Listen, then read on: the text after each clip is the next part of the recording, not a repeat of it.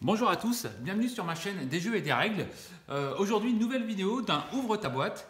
Aujourd'hui nous allons ouvrir la boîte du jeu Immortal, un jeu de Mike Elliott et illustré par Dirk Hent, un jeu Queen Game qui est distribué par Atalia en France. Je viens tout juste de le recevoir. Donc on est mi-novembre. Voilà, alors c'est un gros jeu parce que la boîte est énorme. C'est un jeu pour 3 à 5 joueurs à partir de 14 ans et pour des parties de 120 minutes. Donc voilà, là on est dans du gros jeu. Allez, c'est parti, on va voir ce qu'il y a dedans. Alors avant, on va regarder le dos de la boîte.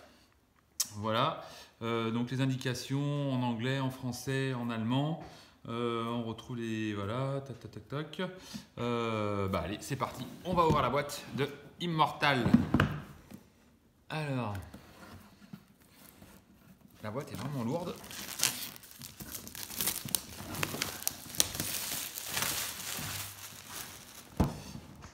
Allez, c'est parti. Hop. Alors, qu'est-ce qu'on va trouver ? Alors, il y a beaucoup de punch.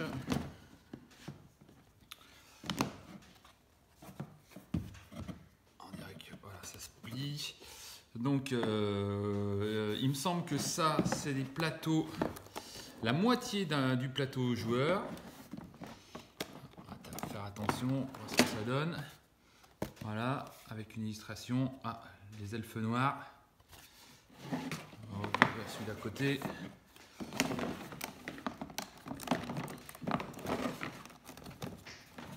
Hop. Alors ça va être un jeu de conquête de territoire. Alors je vais pas dire que ça ressemble à Risk, mais dans l'esprit ça peut être ça. Voilà, j'ai deux mêmes côtés. Les démons, voilà. Donc les illustrations sont vraiment sympas. Voilà, donc après nous avons des cartes. On va certainement avoir aussi également les humains. On retrouve ici, donc il y a du jeton. Voilà. Alors du punch, oui, ça s'ouvre plutôt facilement parce que ça tombe sans que je fasse rien du tout. Voilà, donc ici on retrouve les nécromanciens. On va retrouver, décidément, voilà, les nécromanciens. Alors, tout tombe tout seul. On n'est sûr de pas abîmer les pièces. Les humains. Voilà, et en fait, on doit pouvoir assembler, puisqu'on va avoir sur la carte du plateau, il va y avoir le monde de la lumière et le monde obscur, sombre, on va dire, et on va jouer chacun avec un peuple qui représente les deux parties lumière et ombre, et on va tirer au sort au départ pour avoir des équipes, on va dire, complètement aléatoires, et ensuite le plateau il s'assemble comme ça. Voilà, donc il y en a encore d'autres,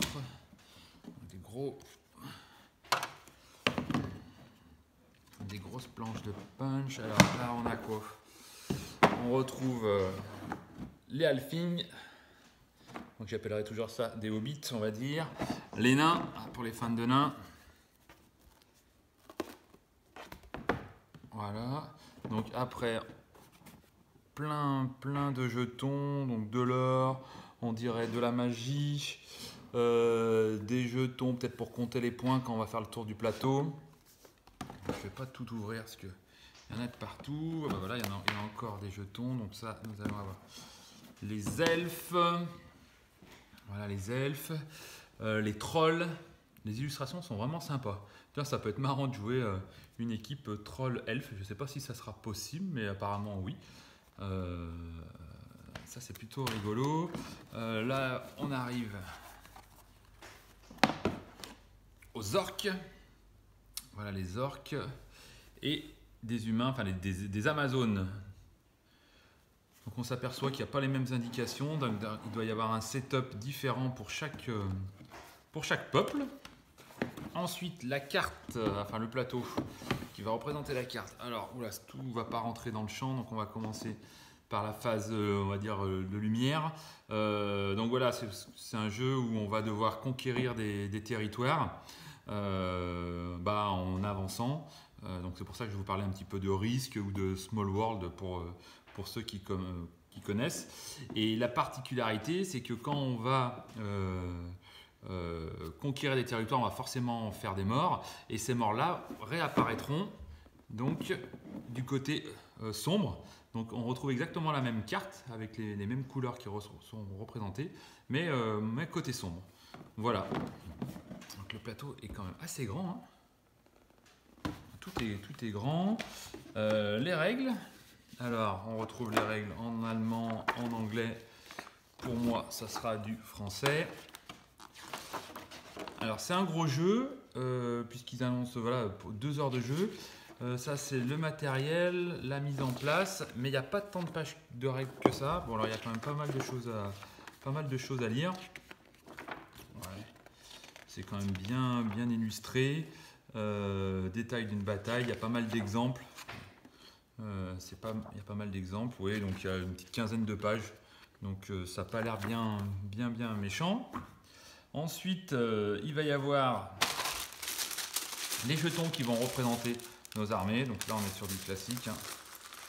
On est sur du classique, des petits cubes pour les 5 joueurs. On a les 5 couleurs. Donc il y en a quand même pas mal. Voilà. Alors, particularité du jeu, c'est qu'il y a une tour. Alors, pas une tour à dés. Parce que voilà, à l'intérieur, pour simuler les combats, on va renverser nos armées dedans. Mais tous les jetons ne ressortiront pas. Puisque je ne sais pas si vous voyez bien à l'intérieur, les jetons vont pouvoir rester d'une bataille à l'autre et c'est ça qui va faire un petit peu le sel du jeu. Hop, donc il y aura peut-être un petit peu de montage, voilà, ça va comme ça et ça peut-être comme ça, certainement comme ça pour faciliter les cubes tombés. Donc ça c'est plutôt rigolo. J'avais déjà joué à un jeu il y a quelques temps qui s'appelait Shogun où il y avait le même système de tours. Comment c'était rangé. Et ensuite, on a des cartes.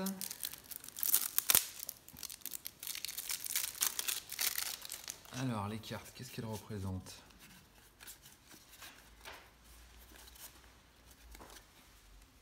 Alors là, elles représentent pas grand-chose. Un parchemin d'un côté, rien de ce côté. Ici... Ah, bleu, jaune, donc ça doit être les cartes des joueurs, voilà, parce qu'on va préparer nos tours avec les cartes qu'on va installer sur le plateau qu'on a vu tout à l'heure. Certainement le nombre de tours, voilà, il peut y avoir 10 tours. Il me semble que j'ai déjà un petit peu feuilleté les règles sur internet, qu'on peut faire des parties courtes, normales ou longues, donc c'est selon le nombre de tours qu'on va choisir en début de partie. Et il y a un autre paquet de cartes.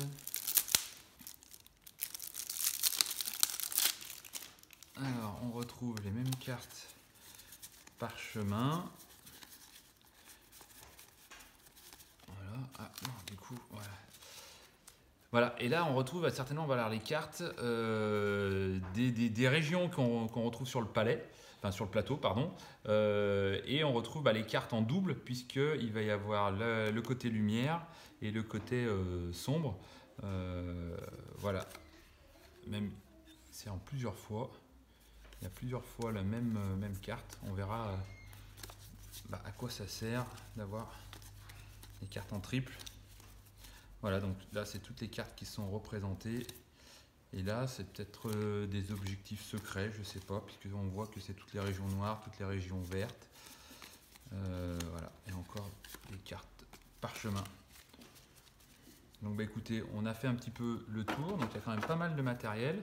Ce qui est appréciable, c'est que la tour est déjà montée, ça évitera de faire peut-être des bêtises. Voilà, je vais essayer de tout remettre dedans. Il y a ma fille qui va se régaler à tout dépuncher. Voilà, les jetons. Voilà, il y en a encore par là. Encore par là, je sais pas, tout va bien rentrer. La règle du jeu, les 3 règles du jeu. Et voilà, Donc c'était un ouvre ta boîte du jeu Immortal. Eh ben écoutez, j'ai hâte de lire les règles et de faire une première partie. Le plus compliqué, ça va être de réunir au moins 3 joueurs qui sont prêts à investir au moins 2 heures de leur temps. Mais ça devrait quand même se trouver facilement. Voilà, eh ben écoutez, c'était un ouvre ta boîte du jeu Immortal. Je vous remercie, n'hésitez pas à partager et à liker et je vous dis à bientôt. Merci, au revoir.